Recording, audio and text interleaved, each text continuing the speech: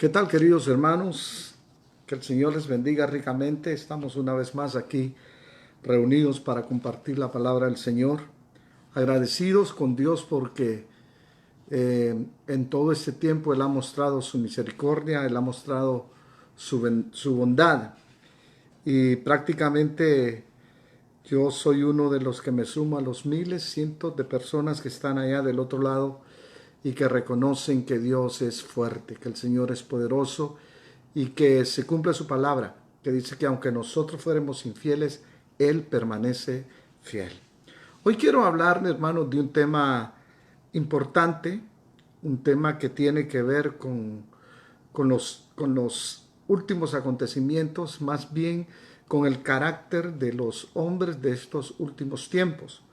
Un carácter del cual nosotros tenemos que estar apercibidos porque la Biblia nos habla, nos advierte acerca de este tipo de personas cuyas características no son propias solamente de este tiempo, sino que han venido siendo reveladas en la historia de la palabra. El Señor nos ha mostrado desde el principio cómo este tipo de conductas ha afectado no solamente a la persona en sí, sino a sus familias, incluso ha afectado a pueblos enteros, ha afectado a naciones enteras.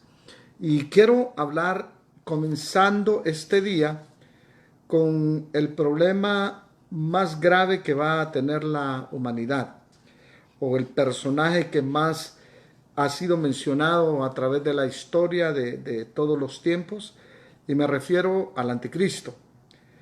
El anticristo es un personaje que, como su palabra lo manifiesta, es aquel que se antepone al Señor, que se resiste a Dios, es aquel que se va a oponer, dice la palabra, a todo lo que es Dios, se va a oponer a todo aquello que tenga que ver con Dios, porque Él no va a aceptar otro Dios que Él mismo. Pero la Biblia nos dice a nosotros, la Biblia nos enseña que el anticristo es un personaje al cual se le da autoridad, al cual el enemigo de nuestras almas, llamado Satanás, le da autoridad para ejercer una labor que es única en la historia de la humanidad. Prácticamente se asegura que el anticristo va a representar como al hijo de Satanás, como que va a ser la proyección de Satanás que él nunca tuvo corporalmente a través de un hombre. Y el anticristo tiene algunas características interesantes, pero vayámonos al tiempo anterior a toda esta cuestión del anticristo y miremos al ser que origina toda esta resistencia hacia Dios.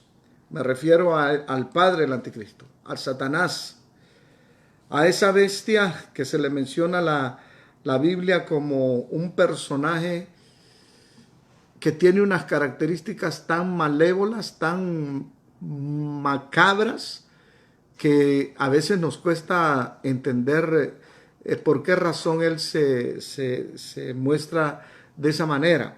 Cuando la palabra dice que Dios es amor, imagínense, Dios es tan bondadoso, tan grande, tan misericordioso, que entre las creaciones que él hizo a este querubín llamado Satanás, que tenía una función muy especial en el ministerio celestial. Satanás tenía las funciones que prácticamente lo llenaban de privilegios, si se puede usar esa palabra, de entre los muchos, dentro de las muchas criaturas que Dios había hecho. Y dice muestra la palabra, nos enseña la palabra que era la perfección. Él era perfecto. No había ningún tipo de defecto en él. Era una creación especial. Dice la palabra que cuando Satanás fue creado hubo tamboriles, hubo mucha manifestación de instrumentos a tal grado que se ha pensado que Satanás tenía que ver con la cuestión de la adoración y la alabanza en los cielos. El asunto es que era tan perfecto que se ensoberbeció, se creyó que era capaz de tener tanta influencia y poder como Dios mismo. Una de las cosas que a mí me cautiva del Señor es lo amoroso que Él es con toda la creación que él hace. Y nunca ha manejado títeres el Señor. Nunca ha creado un títere para que haga exactamente lo que Él dice. Siempre Dios le da a su creación la capacidad de poder elegir inteligentemente lo correcto o lo incorrecto. Satanás se rebela contra el Señor y déjeme decirle que la rebelión de Satanás tiene una cosa interesante, ¿no? Porque él fue capaz de convencer a la tercera parte de los ángeles. ¿Y cómo se convence a una tercera parte de seres que están hechos para adorar y bendecir al Señor, pero que también tienen libre albedrío? ¿Cómo Satanás los pudo convencer? ¿Sabe, hermano, que el rebelde siempre justifica sus acciones para callar su conciencia? ¿Y sabe qué? Hay de aquel que sigue al rebelde. Hay de aquel personaje, de aquella persona que sigue al rebelde. Porque lamentablemente cuando una persona se rebela, cuando Satanás se rebeló, él estaba convencido de que él podía ser igual a Dios o inclusive manejar a Dios o gobernar el cielo y el universo como Dios lo gobernaba. Imagínense la influencia que este ser tenía, la perfección que tenía, los conceptos, inteligencia, sabiduría que este ser tenía, que fue capaz de creer que podía llegar a alcanzar esos niveles con Dios. Dios lo dejó. Dios lo dejó que alimentara esa cosa. ¿Usted cree que el Señor no se daba cuenta que Satanás estaba comiéndole el pensamiento a los ángeles? ¿No cree usted que Dios no se daba cuenta de lo que Satanás estaba haciendo? Dios lo sabía muy bien. Pero como Dios es un Dios yo lo diría de paciencia, un Dios de paciencia, dejó ver cómo se iba a desarrollar esta situación. Pero cuando ya llegó al colmo, la contaminación de Satanás fue terrible. Logró cambiar la mente de los ángeles, logró cambiar los intereses de los ángeles, logró que los ángeles también estuvieran dispuestos a rebelarse contra Dios. ¿Qué argumentos le presentó él? Debieron haber sido muy válidos, y estoy seguro que una de las cosas que Satanás utilizó era convencerlos a ellos de que él y todos aquellos que creyeran en él iban a ser capaces de compartir el gran universo que Dios había hecho. Lamentablemente no se hizo esperar, el juicio de Dios vino y todos nosotros conocemos la historia, que él fue desterrado del cielo junto con los ángeles, y eso fue un desastre completo. Él aparece en el panorama del hombre, en la vida del hombre, ya estando en el huerto del Edén. Dice la palabra que ya estaba Adán y Eva ahí y apareció Satanás para tratar de engañarlos también, porque eso fue lo que Satanás hizo con los ángeles, los engañó, los envolvió con su palabrería, con su convencimiento, y racionalización de las cosas para beneficio personal. Entonces él hizo lo mismo, aplicó el mismo principio que había aplicado con los ángeles de convencimiento, que fue el engaño, lo aplicó también con Eva, lo aplicó con Adán y Eva. Y él pretendió que estos seres que Dios había hecho a su imagen y a su semejanza se volvieran contra Dios, se resistieran a Dios y que tomaran conducta contraria a lo que Dios les había establecido. Él no fue como le dijera yo, de un solo diciéndole a Eva o a Adán lo que él pretendía hacer con ellos, No fue así, él no entró de un solo golpe, él entró sutilmente convenciéndolos que desobedecieran a Dios, que desobedecieran los principios de Dios. Y prácticamente lo logró que Adán y Eva se volvieran contra los principios que Dios había establecido y de alguna manera eh, este juicio que cae sobre Adán y Eva nos afectó a todos los seres humanos, porque ya viene en nuestros genes una información que se llama pecado. El pecado es parte de la naturaleza del hombre y ese pecado, en la medida que se alimenta, él logra tener gobierno sobre la conducta del ser humano. Lo interesante es que ese gen que Satanás logró meter en Adán y Eva, nos ha afectado a todos los humanos, como lo decía anteriormente, y provoca de alguna manera el tipo de actitudes que Satanás sembró en nuestros padres. Cuando hablo de nuestros padres me refiero a Adán y Eva. Ese gen de rebelión, ese gen de racionalización, ese gen de caer en el engaño y engañar a las personas, se metió muy dentro de nosotros a tal grado, hermano, que nos ha causado unos problemas terribles como personas delante del Señor, en nuestras relaciones interpersonales y todo lo demás. ¿Por qué?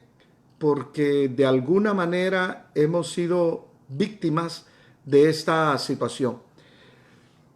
Uno de los personajes que a mí más me llama la atención, de los cuales Pablo habla, son las personas que van a existir en estos últimos tiempos, que él los denominó apóstatas.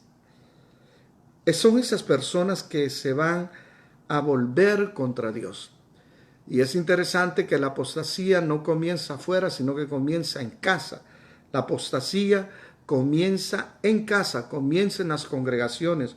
Es parte de aquellas personas que estuvieron con nosotros, que conocieron al Señor, que conocieron los principios del Señor y que eventualmente se dan vuelta a los preceptos y se convierten enemigos del Evangelio, enemigos de los pastores, enemigos de las autoridades, enemigos de la congregación, enemigos de toda aquellos movimientos que tienen que ver con Dios específicamente y con los principios de Dios. Y quiero aclarar algo. El apóstata, hermano, al igual que Satanás, él justifica sus acciones y siempre está señalando los defectos de las autoridades, señalando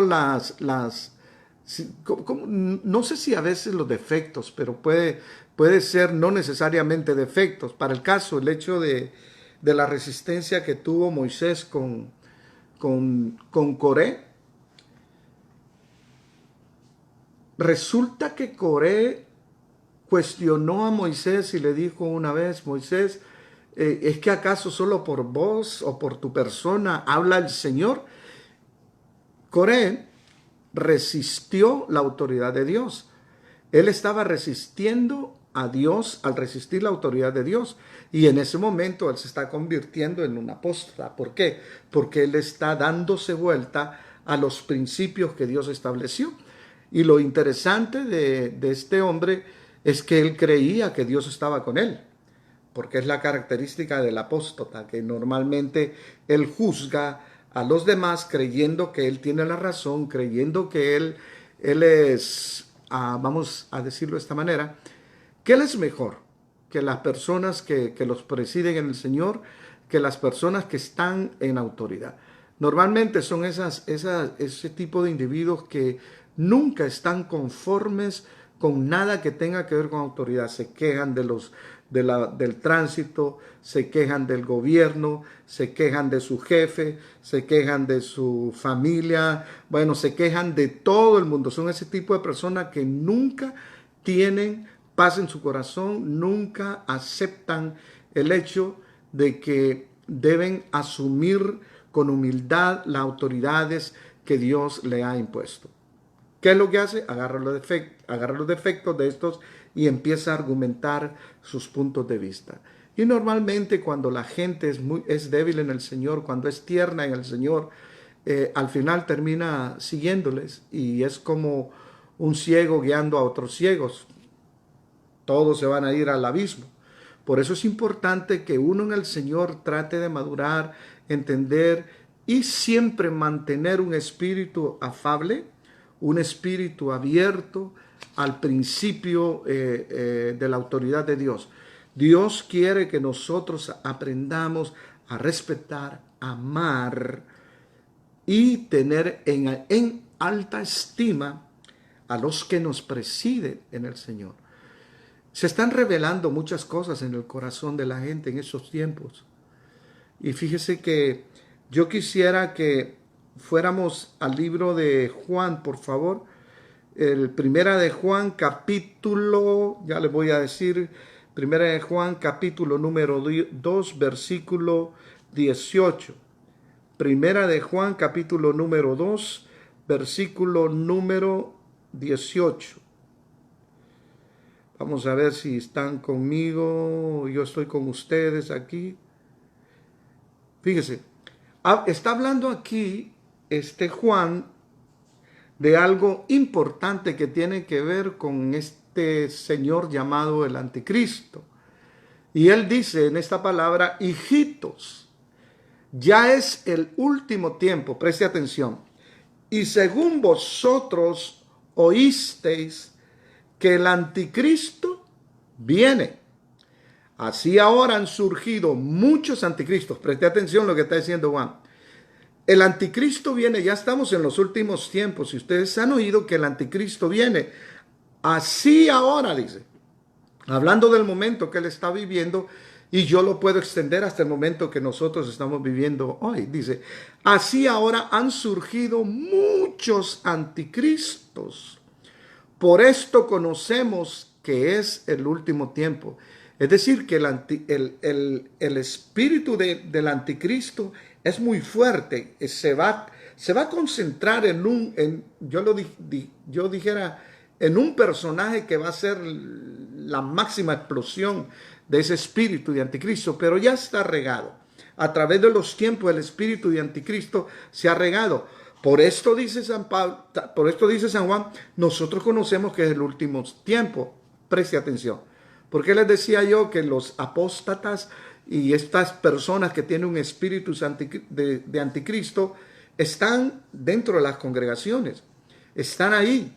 Por eso Jesús dijo, es necesario que el trigo y la cizaña crezcan juntos. Ahora, no significa que todos en las iglesias son cizaña. Pero también significa que no todos en las iglesias son trigo. Preste atención al versículo 19, dice, salieron de nosotros, pero no eran de nosotros. ¿Por qué no eran de nosotros? Porque no eran trigo, eran cizaña, estaban ahí. Es interesante, yo estoy sembrando, he aprovechado este momento para sembrar algunas plantitas aquí, algunos condimentos en el patio de mi casa, y la vez pasada le hacía un comentario a mi esposa y le decía, fíjate que es interesante que algunas cizaña que nace junto con las plantas que tú siembras se parecen al principio, se parecen bastante a la original, pero no son, y uno tiene que estar muy pendiente de no arrancar la planta que tú deseas por querer sacar una cizaña. Pero es interesante que Jesús dijo, es necesario que crezca. ¿Por qué? Porque en la intentona de querer sacar la cizaña, tú puedes sacar al trigo también. Así que hay que esperar el tiempo de Dios, hay que esperar que haya madurez, y hay que esperar que la conducta, el carácter de las personas se manifieste a través del tiempo. Porque a través del tiempo es cuando tú te vas dando cuenta si es o no es. Salieron de nosotros, decía Juan aquí, pero no eran de nosotros.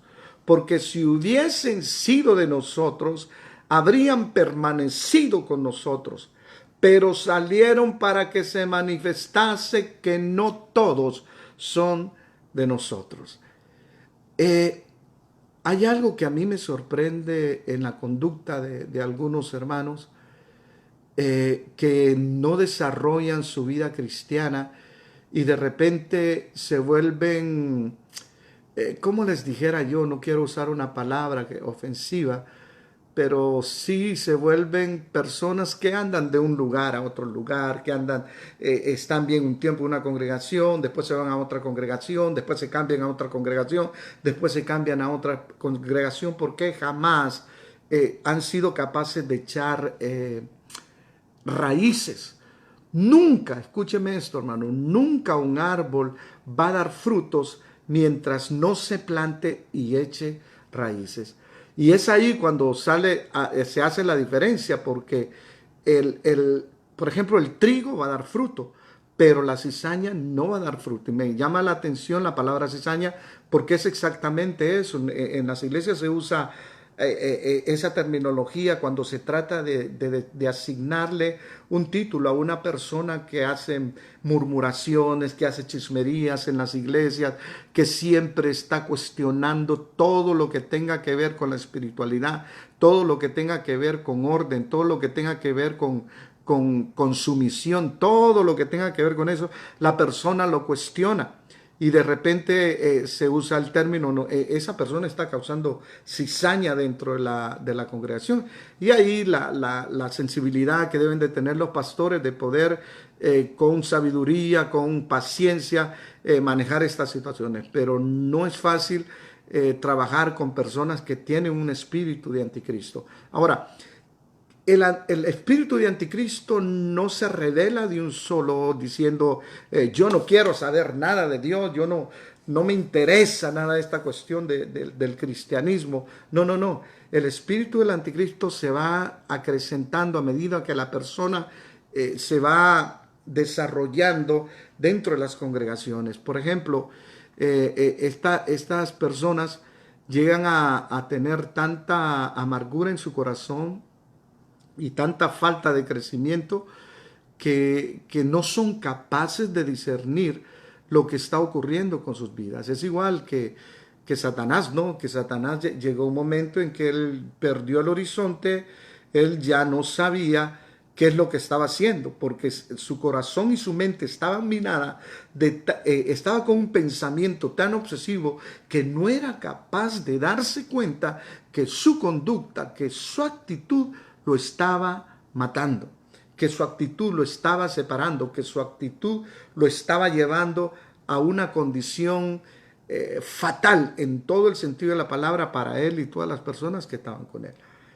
Por eso, el espíritu del anticristo es algo muy común dentro de las iglesias y comienzan con esto, resistiéndose a la autoridad, resistiéndose a la palabra de Dios. Son aquellas personas que hay algunas cosas de la palabra que como que si le gustan las aceptan, pero si es una palabra que le rechina los oídos o es una palabra que le está hablando de su problema, de su conducta, estas personas se resisten a Dios y se resisten a la congregación, se resisten a todo aquel avance de la obra del Señor. Individuos, por ejemplo, que dicen ser ovejas, pero no son ovejas. Son personas que andan a la libre en el sentido de que no aceptan autoridad sobre su vida. Personas que no aceptan ni siquiera el consejo del el consejo de su pastor, ni siquiera el consejo del que lo preside en Dios. Esa persona ya tiene un espíritu de anticristo y se va a estar resistiendo. Y lo terrible es que cuando empieza a hablar con otros hermanos, ese espíritu, si tú lo escuchas, si tú le empiezas a dar oído, vas a terminar contaminado por él. Bien dijo Jesús, no es lo que entra por la boca lo que contamina al hombre, sino lo que sale de su corazón. Si usted quiere saber cómo anda la condición de una persona, la condición espiritual de una persona, solo escúchelo hablar. Solo deje usted que hable un ratito, un momento, solo déjelo hablar un momento y escúchelo con la voz del Espíritu. Escúchelo con la voz del Espíritu. Y usted, si tiene madurez, si usted tiene crecimiento en el Señor, va a darse cuenta de qué condición tiene esta persona en el corazón. Así que el espíritu de anticristo, imagínense, nació ahí mismo. Satanás es un anticristo, porque él nació en un ambiente de solemnidad, un ambiente santo, glorioso, y al final se resistió contra Dios y terminó como está. Igual los apóstatas. Hay una alianza, el espíritu de anticristo y los apóstatas tienen una alianza. Es una alianza peligrosa porque al final terminan ya abiertamente oponiéndose a lo que es Dios. Mantenerse, hermano, con una actitud humilde, con un bajo perfil de prepotencia y de autoexaltación es saludable. Es muy saludable porque vas a alcanzar misericordia de parte de Dios. Dios, dice la Biblia, resiste al soberbio, mas da gracias al humilde. Hay otro pasaje que me gustaría que compartiéramos, que está en Primera de Reyes, por favor. Primera de Reyes, capítulo número 12. Si usted está ahí, lo puede buscar en su Biblia. Primera de Reyes, capítulo 12, versículos 26 al 36. Vamos a leer un poquito. Vamos a leer un poquito de esto para que usted trate de percibir lo que yo le quiero dar con esta cuestión de cómo se va formando el espíritu del anticristo. Dice, al tercer día vino Jeroboam con todo el pueblo a Roboam. Jeroboam y Roboam eran los sucesores de Salomón, según el rey lo había mandado, diciendo, volver a mí al tercer día. Y el rey respondió al pueblo duramente, dejando el consejo que los ancianos le habían dado. Aquí comienza. ¿Quiénes eran los ancianos? Eran la gente de autoridad. Eran las personas que asesoraban a Salomón. Eran hombres con experiencia, con mucha sabiduría, que le estaban dando consejo a este señor llamado Jeroboam.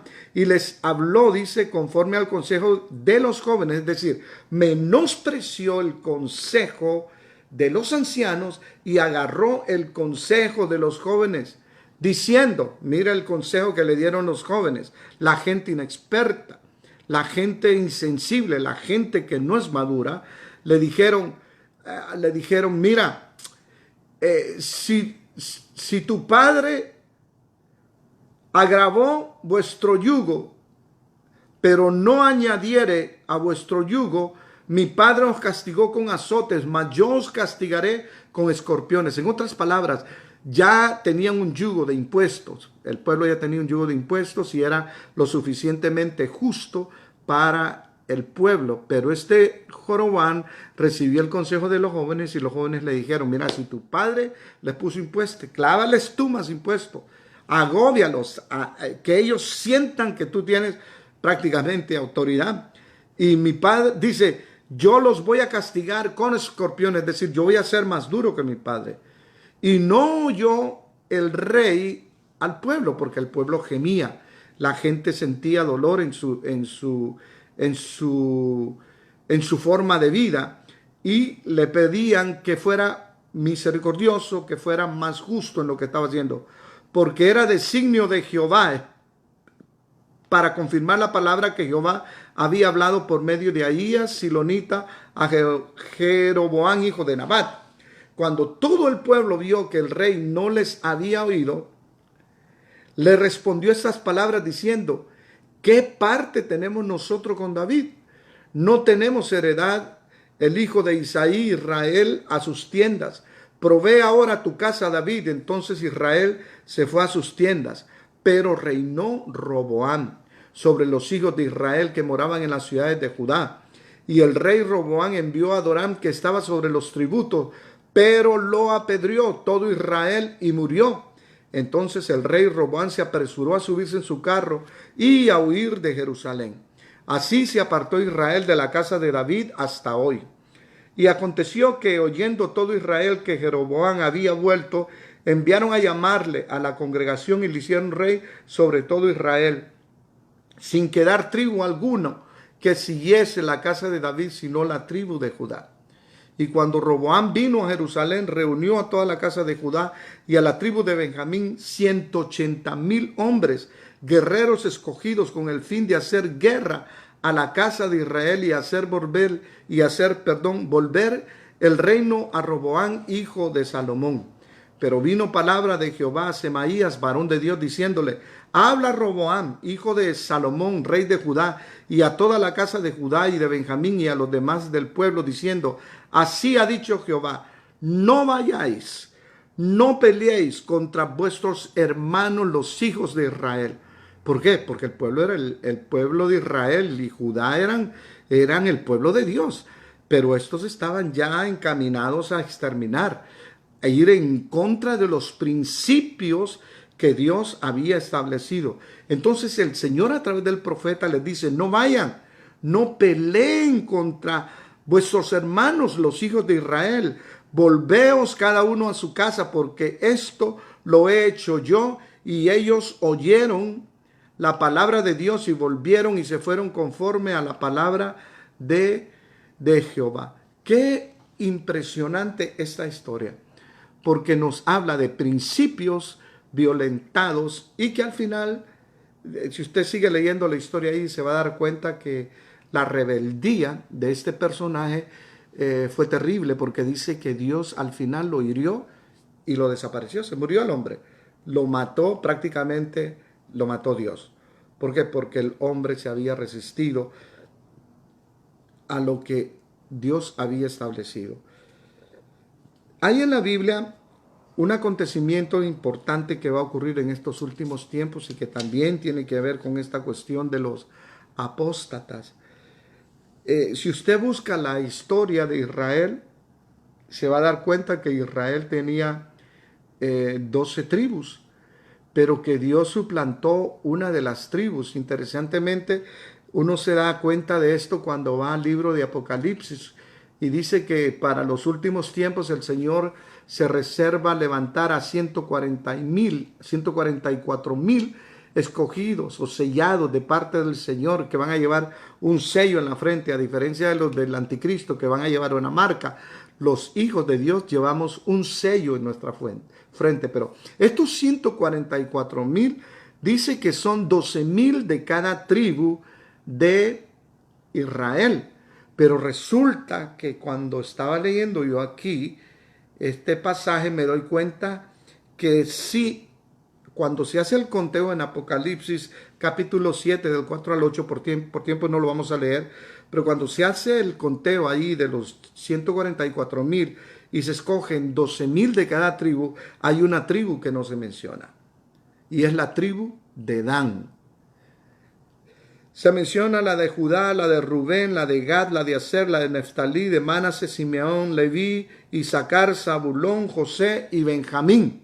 Pero la tribu de Dan no se menciona. ¿Sabe usted por qué? Porque resulta que la tribu de Dan, hermano, es una de las tribus que comete un grave pecado entre el pueblo de Israel. Esta tribu incentivó la construcción de dioses para que Israel los adorara en vez de adorar al Señor. Así que esta tribu de Dan promocionó dentro del pueblo de Israel el que adoraran otros dioses, y como que esto lo descalificó delante de los ojos de Dios. Incluso no se menciona en el Apocalipsis la tribu de Dan.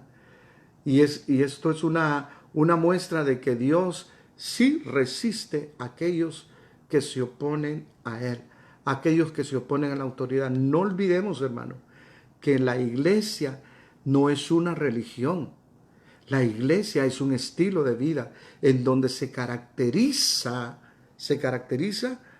un rey, se caracteriza por un pueblo que somos la iglesia, el Rey de Jesucristo, un pueblo que es la iglesia.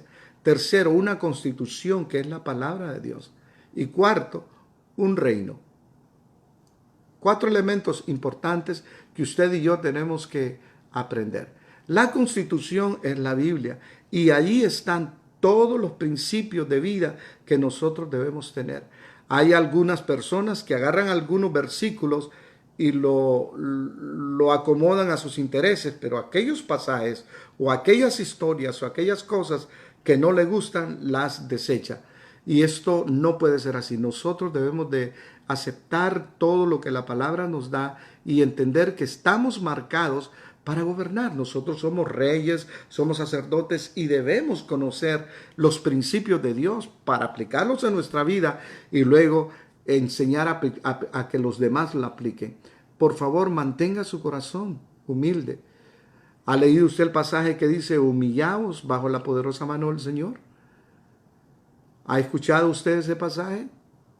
Ahí no hay justificación.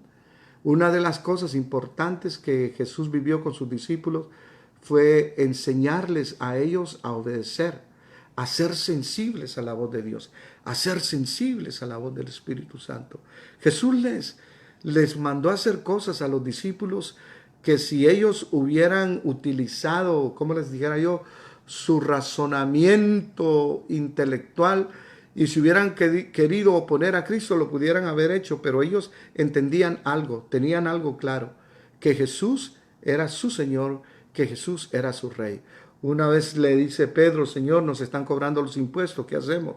Y el Señor le dijo, Pedro, ve y vete a pescar y vas a pescar un pez y dentro del pez vas a encontrar una moneda y con esa moneda págale los impuestos a esta gente. Pedro bien le pudo decir, Señor, pero no es más fácil írselo a quitar prestado a fulano, mengano.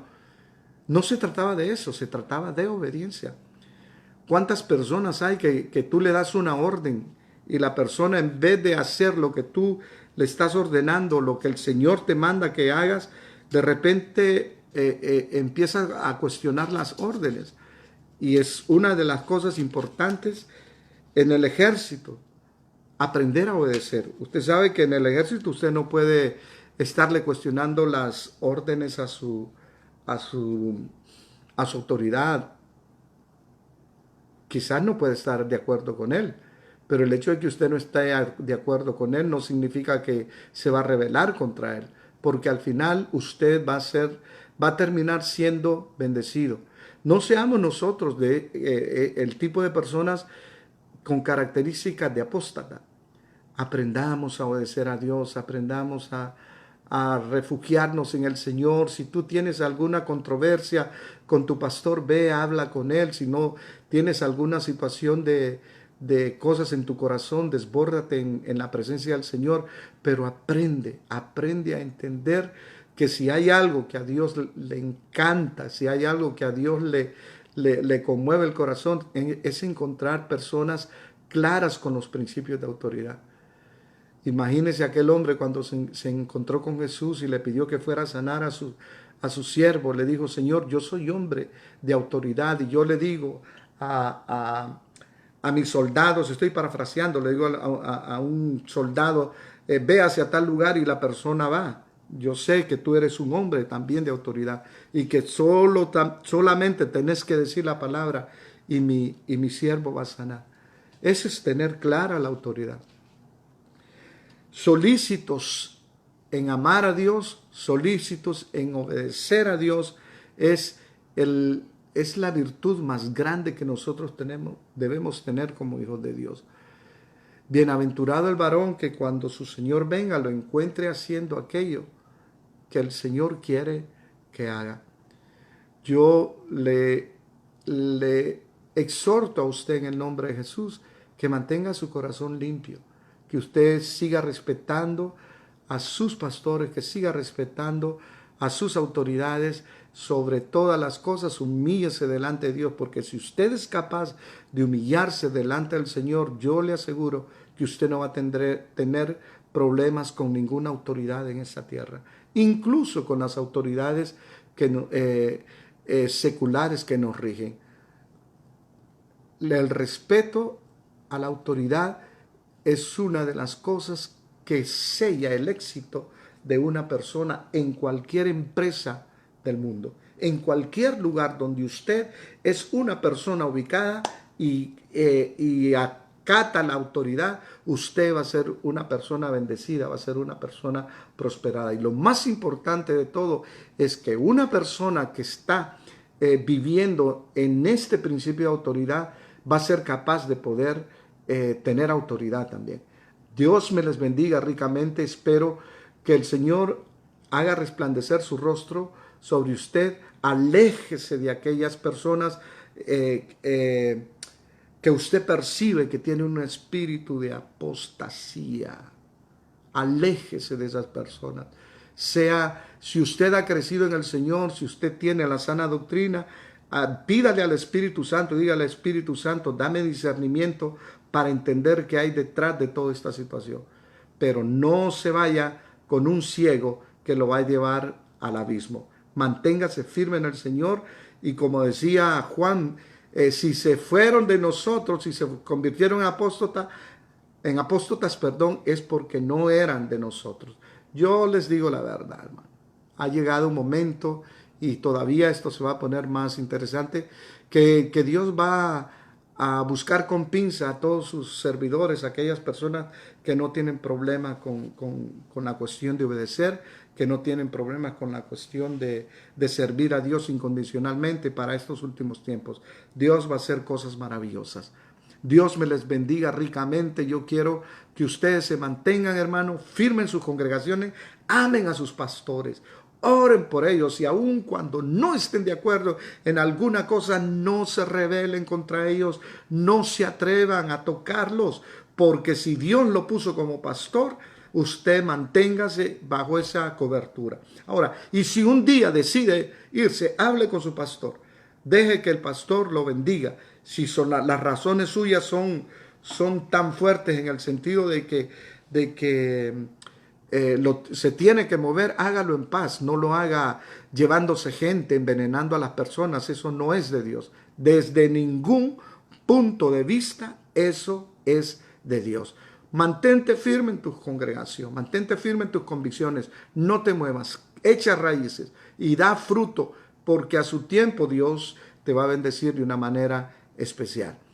Señor, yo te doy gracias por todos los amigos, hermanos que están aquí viendo esta transmisión. Te ruego que donde quiera que estén, Señor, les bendigas, que mantengas sus corazones con temor delante de tu persona, que nada ni nadie, Señor, los pueda separar de tu presencia. Llévalos, Dios, a donde quiera con gracia. Llévalos con bien. Permítele, Señor, que donde quiera que vayan, las puertas estén abiertas. Yo quiero, Padre amado, que la bendición tuya recaiga sobre ellos personalmente y sobre sus familias. Te agradezco, Padre amado, en el nombre de Jesús. Amén, amén y amén. Dice la palabra, en lo que está orando, vino una palabra a mi mente que decía: ¿has visto hombre solícito? Delante de los reyes estará. Es decir, ¿has visto un hombre dispuesto? ¿Has visto un hombre humilde? ¿Has visto un hombre trabajador? ¿Has visto un hombre con un espíritu de bondad? Siempre va a estar delante de los reyes. Eso no lo digo yo, lo dice la palabra. ¿Has visto hombre solícito? Delante de los reyes estará. Solo me resta darle las gracias y pedirle a todos los hermanos del Ministerio Casa de Júbilo que hagan efectivos sus ofrendas, sus diezmos. Y usted también, si quiere dar aportaciones para el ministerio, lo puede hacer con confianza, con liberalidad, haciéndolo a la cuenta del Ministerio Casa de Júbilo, utilizando como referencia mi email renancariasrc@gmail. Lo puede hacer a través de la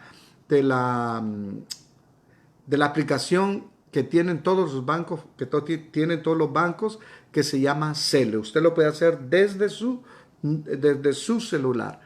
Vuelvo a repetir, la referencia es renancariasrc@ gmail.com. Los bendigo a todos. Yo sé que están muchos hermanos en línea ahí. Les mando saludos a todos. No los he podido leer a todos, pero veo que está Judith Corea aquí, está Yasmín Valdés, Marlon Fajardo, la hermana Regina, César Alvarenga. Qué bendición, qué bueno que estén con todos, mejor dicho, qué bueno que estén todos ahí, que el Señor me les bendiga ricamente. Les quiero mucho, Dios les guarde y nos veremos el próximo domingo a la misma hora, 5:30. Paz de Dios.